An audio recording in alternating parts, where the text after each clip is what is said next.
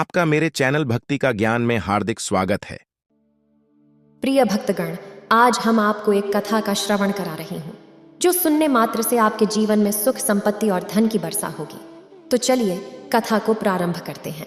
भगवान शिव माता पार्वती से कहते हैं, ये 3 बातें मानव को कभी भी किसी को नहीं बताना चाहिए।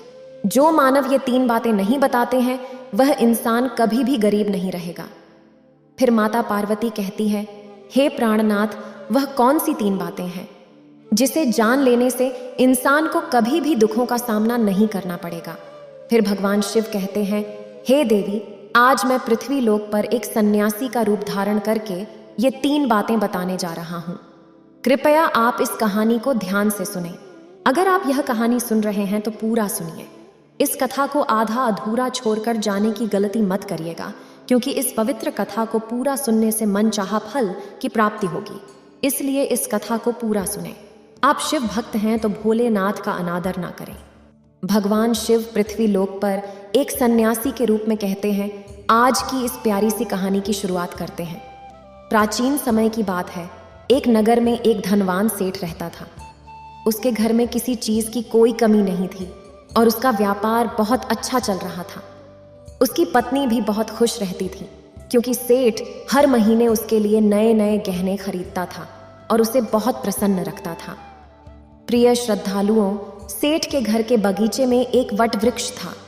उस वट वृक्ष के नीचे सन्यासी अपना आसन बिछाकर ध्यान किया करते थे। सेठ और सेठानी दोनों सन्यासी की बहुत सेवा करते थे और उसकी देखभाल करते थे, क्योंकि वह सन्यासी कई सालों से उस वट वृक्ष में रह रहे थे। सेठ हर रोज सन्यासी को घर का भोजन देते थे और सन्यासी भी उनसे बहुत प्रेम करते थे। भगवान शिव जो सन्यासी थे वह बहुत सुख थे, क्योंकि उन्हें किसी चीज के लिए कहीं और नहीं जाना पड़ता था। सेठ और सेठानी हर रोज उन्हें स्वादिष्ट भोजन खिलाते थे। प्रिय श्रद्धालुओं, सेठ की पत्नी बहुत ही सरल और भोली स्वभाव की थी। उसकी आदत थी कि वह घर की हर बात बाहर वालों को बता देती थी। एक दिन सेठ की पत्नी ने अपने पति से पूछा, पिया जी, आपका व्यापार कैसा चल रहा है? आप कैसे इतना मुनाफा कमाते हो? श्रद्धालुओं, अपनी पत्नी का ऐसा सवाल सुनकर सेठ ने सारी बात बता दी। सेठ ने कहा, प्रिय, मैं अनाज का धंधा करता हूँ। मैं चंबल की घाटी से अनाज खरीदता हूँ और उसे महंगे दामों में बेच देता हूँ। प्रिय श्रद्धालुओं, अपने पति की यह बात जानकर सेठानी बहुत प्रसन्न हुई। उसने सोचा, मेरे पति तो बहुत ही बुद्धिमान हैं। यह बात तो सारे नगर वालों को पता होनी चाहिए कि मेरे पति इतने बुद्धिमान हैं और इतना ज्यादा धन कमाते हैं। प्रिय श्रद्धालुओं, अब सेठ की पत्नी ने पूरे नगर में यह बात फैला दी कि उनके पति इस तरीके से पैसा कमाते हैं। श्रद्धालुओं, अब क्या था, नगर के कुछ लोगों को जब यह पता चला कि सेठ किस प्रकार धन अर्जित करता है, तो वे सभी भी अनाज का धंधा करने लगे। प्रिय श्रद्धालुओं, अब नगर के बहुत से लोग अनाज का व्यापार करने लगे हैं। सेठ जो पहले कम दाम में अनाज खरीदता था, अब वही अनाज महंगे दामों में बिकने लगा है। सेठ का धंधा थोड़ा कम चलने लगता है, उसे मुनाफा नहीं होता और धीरे धीरे वह गरीब होता जाता है। सेठ का पूरा धंधा बैठ जाता है। यह देखकर वह बहुत चिंतित और दुखी हो जाता है। प्रिय श्रद्धालुओं, एक दिन की बात है। सेठ अपने व्यापार की परेशानी से तंग आकर बगीचे में बैठा था। तभी भगवान शिव जो सन्यासी थे वह वहां आते हैं और कहते हैं, सेठ जी, क्या बात है? आज आप कुछ परेशान लग रहे हैं। तब सेठ बताता है, हे संत महात्मा, मेरा व्यापार बहुत मंदा चल रहा है। मुनाफा बहुत कम हो गया है। नगर के बहुत से लोगों ने अनाज का धंधा शुरू कर दिया है, जिससे मेरा धंधा बैठता जा रहा है। भगवान शिव जो सन्यासी थे सेठ की बातें सुनकर कहते हैं, सेठ जी, क्या आपने किसी को बताया था कि आप किस प्रकार अपना धन अर्जित करते हैं, किस प्रकार आप अपनी जीविका चलाते हैं? तब सेठ कहता है, हाँ संत महात्मा, मैंने अपनी पत्नी को सारी बात बताई थी। वह मुझसे पूछ रही थी कि आप इतना धन कैसे कमाते हैं। तब मैंने उसे बताया था कि मैं अनाज का व्यापार करके धन अर्जित करता हूँ। प्रिय श्रद्धालुओं, अब सन्यासी को सारी बात समझ में आ जाती है। सन्यासी कहते हैं, सेठ जी, आपने बहुत बड़ी गलती कर दी है। आपको सेठानी जी से ये बातें नहीं करनी चाहिए थीं। आज मैं आपको एक कहानी सुनाता हूँ और इस कहानी के माध्यम से बताऊंगा कि चाहे कितने भी करीबी इंसान हो, ये 3 बातें कभी किसी को नहीं बतानी चाहिए। इससे गरीबी आपके आसपास भी नहीं भटकेगी। प्रिय श्रद्धालुओं, अब सन्यासी जो भगवान शिव थे वह अपनी कहानी प्रारंभ करते हैं। सन्यासी कहते हैं, सेठ जी, एक समय की बात है, एक नगर में एक गरीब आदमी रहता था। वह इतना गरीब था कि अपने परिवार के लिए ठीक से भोजन भी नहीं जुटा पाता था। फिर सन्यासी कहते हैं, सेठ जी, गरीबी मनुष्य के लिए एक अपमानकारी दुख था। बिना धन के गृहस्थी और घर चलाना बहुत मुश्किल था। फिर सन्यासी आगे कहते हैं, सेठ जी, वह गरीब आदमी जैसे तैसे अपने घर वालों का पेट पाल रहा था। कभी उनको भोजन मिल जाता था तो कभी भूखे पेट ही सोना पड़ता था। एक दिन उस गरीब आदमी की पत्नी ने कहा, हमारे पास तो धन ही नहीं है। सुबह को खा लें तो शाम की उम्मीद नहीं है, शाम को खा लें तो सुबह की उम्मीद नहीं है। आखिर ऐसे कब तक चलेगा? मैं जैसे तैसे करके घर चला लूंगी, लेकिन आप धन कमाने के लिए परदेश चले जाइए। इस प्रकार से हमारे परिवार का गुजारा नहीं चलेगा। मनुष्य के पास चाहे कितना ही धन हो, लेकिन अगर उसके पास कोई काम नहीं है तो वह धन भी बेकार होता है। अगर हम कुछ नहीं करेंगे तो अपने बच्चों को कैसे पालेंगे? भूखे मरने से अच्छा है कि किसी की छोटी मोटी मजदूरी ही कर लें। अब पत्नी के बार बार कहने पर वह गरीब आदमी धन कमाने की आस लेकर घर से निकल पड़ा। वह जंगलों के रास्ते से प्रदेश के लिए रवाना हुआ। चलते चलते वह एक जंगल में पहुंच गया। दूर की यात्रा तय करके जा रहा था। बेचारा थक चुका था तो उसने देखा कि आगे एक छायादार बरगद का पेड़ है। उस पेड़ की लंबी लंबी शाखाएं थीं, उसकी जड़ें जमीन को छू रही थीं। शीतल छाया देखकर वह बेचारा गरीब आदमी उस पेड़ के नीचे बैठकर आराम करने लगा। प्रिय श्रद्धालुओं, सन्यासी आगे कहते हैं, वह गरीब आदमी वह बरगद के नीचे आराम से लेटा हुआ था। तभी उसने देखा कि कहीं से एक सांप आया और वह सांप उसी पेड़ पर चढ़ गया। गरीब आदमी उस सांप को गौर से देख रहा था। सोचने लगा कि यह सांप इस बरगद पर क्यों चढ़ रहा है और अब क्या करेगा। तभी उसने देखा कि उस पेड़ की डाल पर तोता और मैना का घोंसला था। घोंसले में तोता और मैना के बच्चे रखे हुए थे। सांप को देखकर तोता और मैना के बच्चे डर के मारे चिल्लाने लगे। वह गरीब आदमी देखते ही समझ गया कि यह दुष्ट सांप इन बच्चों को खाने आया है। सोचने लगा कि मैंने तो इन बच्चों को देख लिया है, अगर अब मैं इन्हें नहीं बचाता हूँ तो मुझे बहुत पाप लगेगा। बच्चे तो बच्चे ही होते हैं, चाहे वे इंसान के हों या किसी पक्षी के। बच्चों की हमेशा रक्षा करनी चाहिए। उधर एक सर्प उन बच्चों के पास पहुंच जाता है। तभी वह गरीब आदमी उठता है और फटाफट बरगद के पेड़ पर चढ़ जाता है। उसने उस सर्प को मार गिराया और नीचे फेंक दिया। फिर उसी बरगद के नीचे आकर लेट गया। तोता और मैना के बच्चे अपनी रक्षा करने वाले उस गरीब आदमी को मन ही मन बहुत दुआएं देने लगे।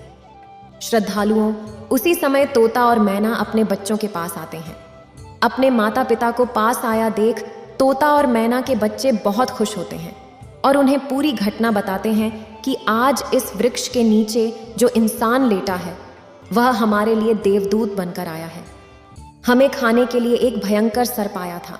इसी इंसान ने उस भयानक सर्प को मारकर हमारे प्राण बचाए हैं। हम इसके ऋणी हो गए हैं। अगर यह इंसान उस सर्प को नहीं मारता तो आज हम घोंसले में जीवित नहीं होते। इसका हम पर बड़ा एहसान हो गया है।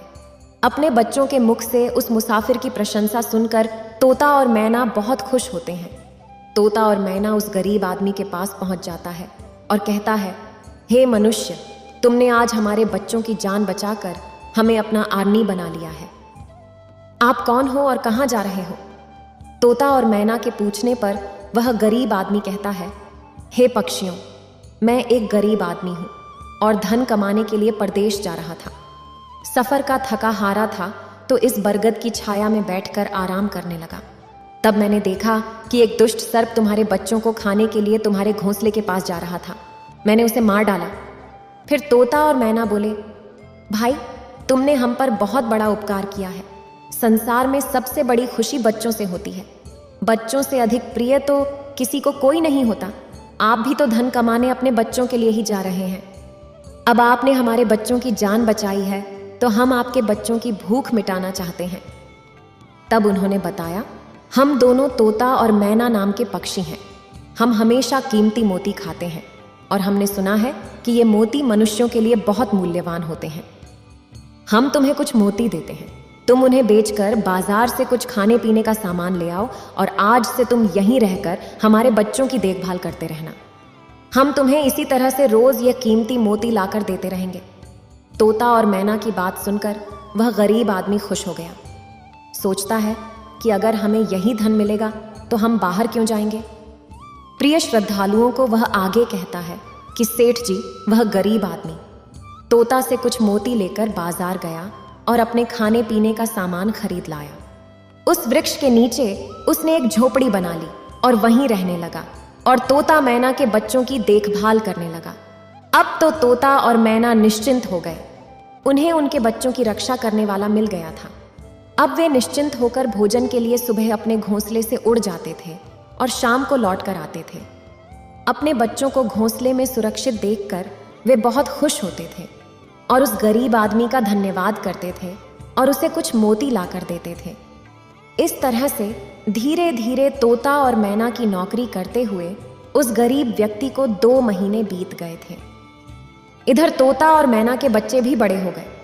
अब उस गरीब आदमी को अपनी पत्नी और बच्चों की याद आने लगी। एक दिन उसने तोता और मैना से कहा कि हम अपने घर जाना चाहते हैं, पता नहीं हमारी पत्नी और बच्चे कैसे हैं।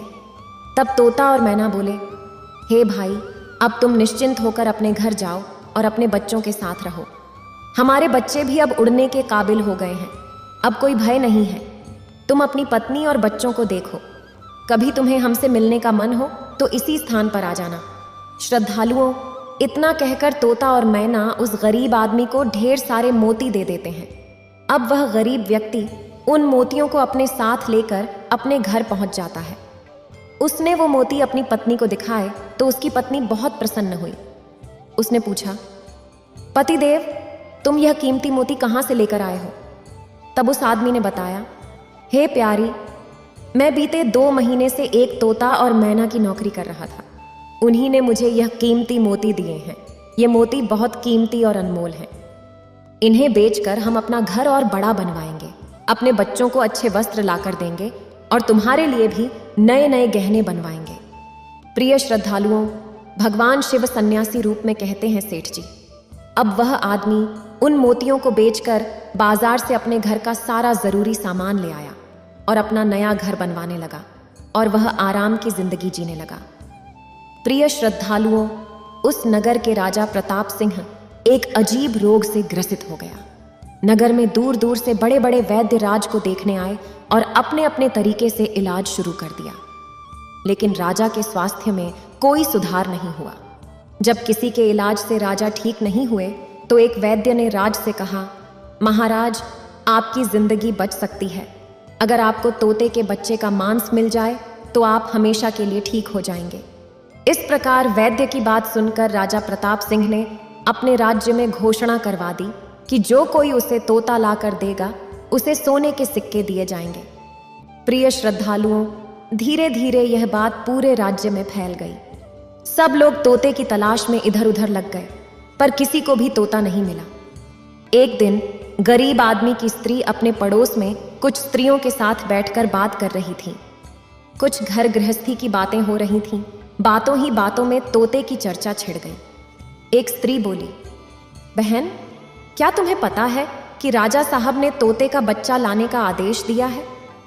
तोता लाना कोई आसान काम नहीं है। जब गरीब आदमी की पत्नी ने सुना कि राजा साहब बीमार हैं और उन्होंने घोषणा की है कि जो कोई उन्हें तोता का बच्चा लाकर देगा उसे सोने के सिक्कों से माला माल कर देंगे। यह सुनकर उस गरीब आदमी की पत्नी ने कहा, अरे बहनों, तोता लाना कौन सी बड़ी बात है। मेरे पति तो 2 महीने तोता और मैना की नौकरी करके आए हैं। वह एक नहीं, कई तोते ला सकते हैं। इतना कहने के बाद वह अपने घर चली गई।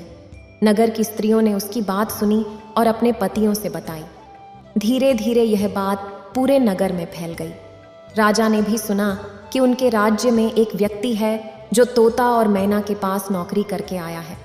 राजा ने अपने सैनिकों को आदेश दिया कि उस आदमी को पकड़ कर लाएं और उससे कहें कि वह एक तोता का बच्चा लाकर दे। राजा ने कहा, इसके बदले हम तुम्हें मुंह मांगा इनाम देंगे। यह सुनकर वह आदमी घबरा गया और बोला, महाराज, आप मेरे प्राण ले लो, पर मैं आपको तोता का बच्चा लाकर नहीं दे सकता। मैंने तो उनकी जान बचाई थी। एक रक्षक भक्षक कैसे बन सकता है?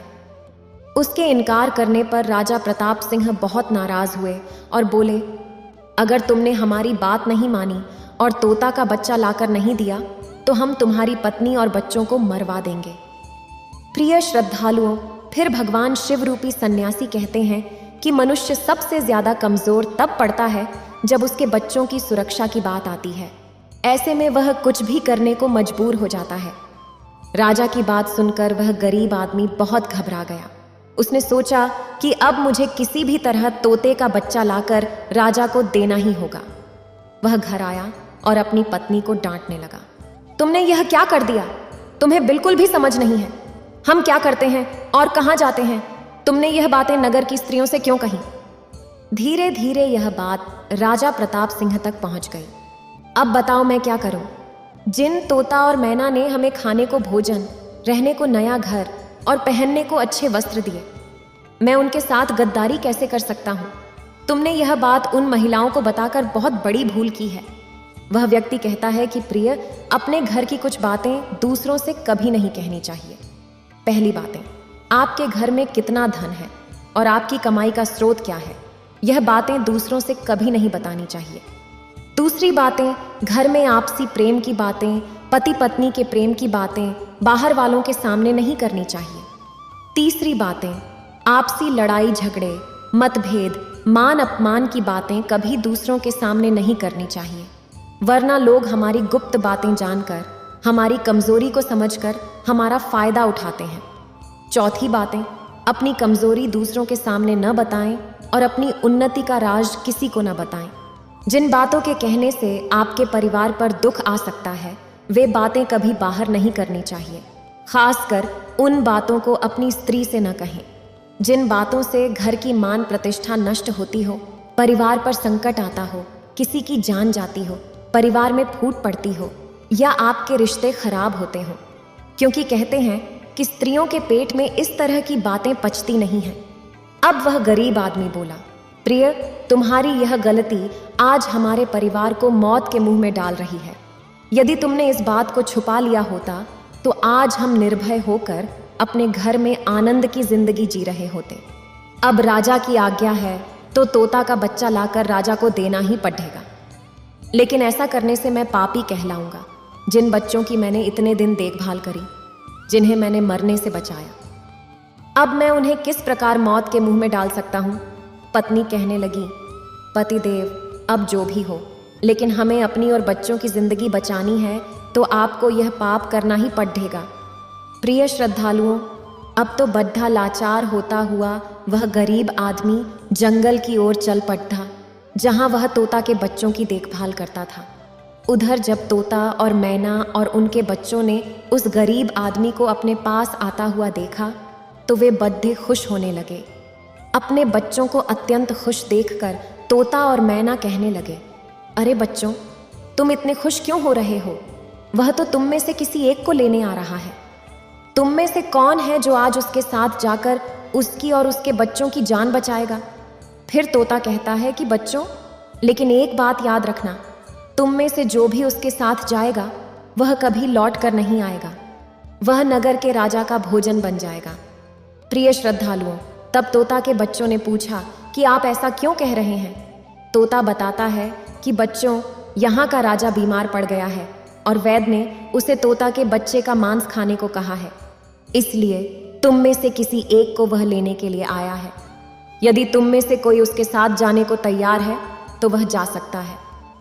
तभी उनमें से एक बच्चा कहने लगा, हे माता पिता, उस आदमी ने ही हम सबकी जिंदगी बचाई है और आज वह आदमी बहुत बड़ी मुसीबत में है।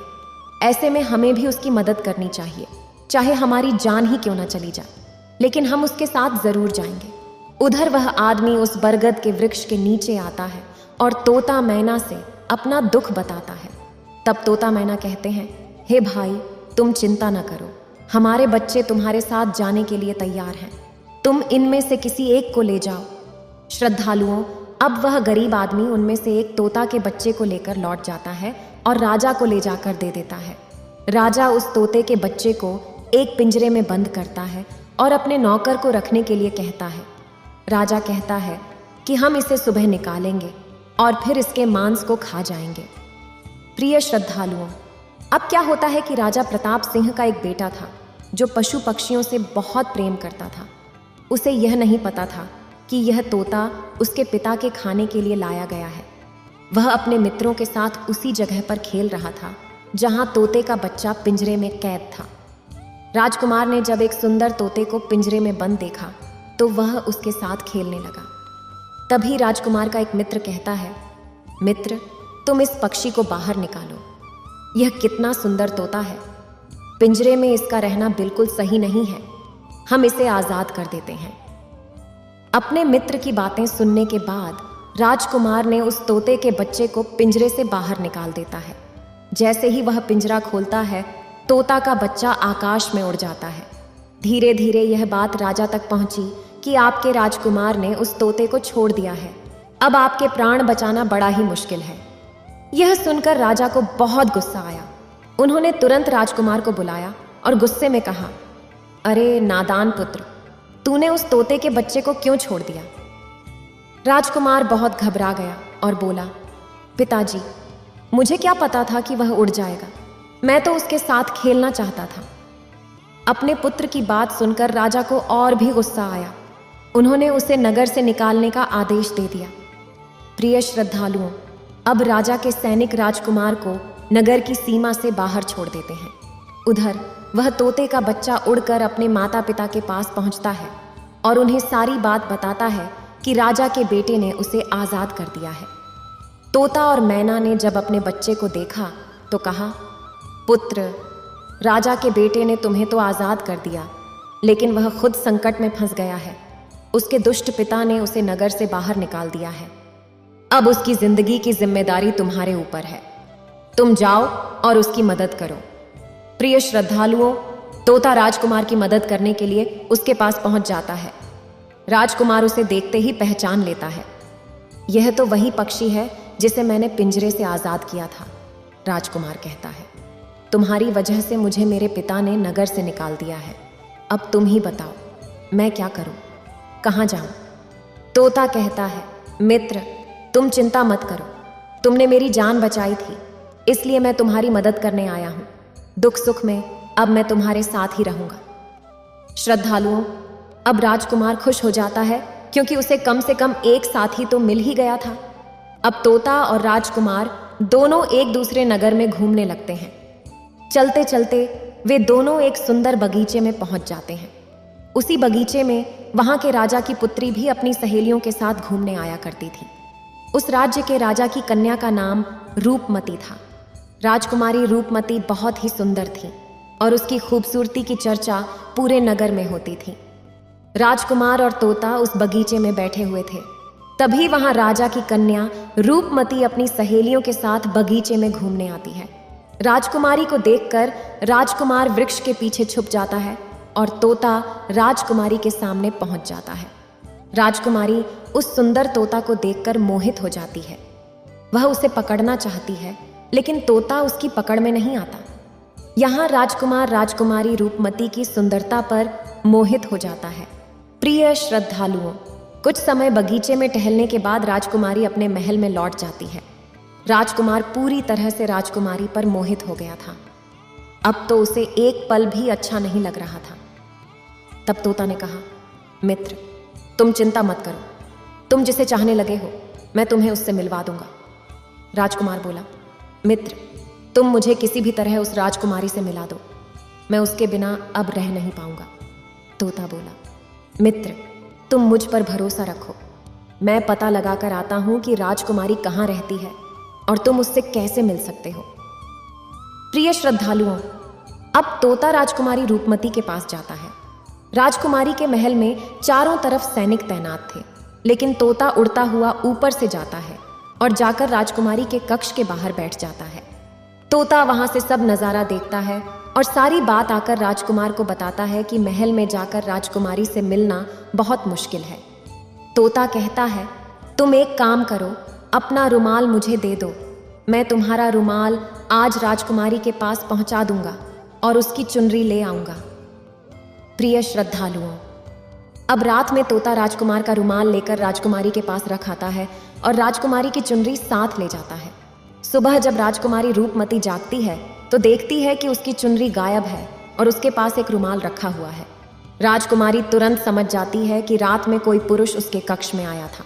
उसने देखा कि उसकी चुनरी गायब है और उसकी जगह किसी पुरुष का रुमाल रखा हुआ है।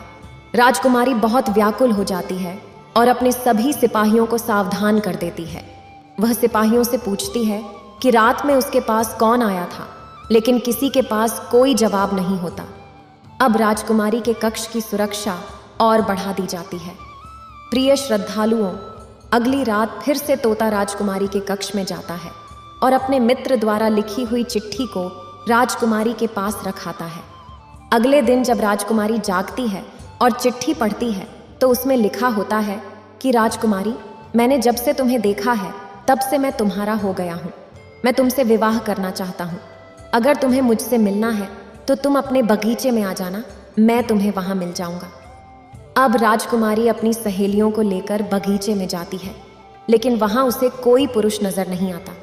वहाँ तो सिर्फ वही तोता घूम रहा होता है जिसे उसने उस दिन देखा था।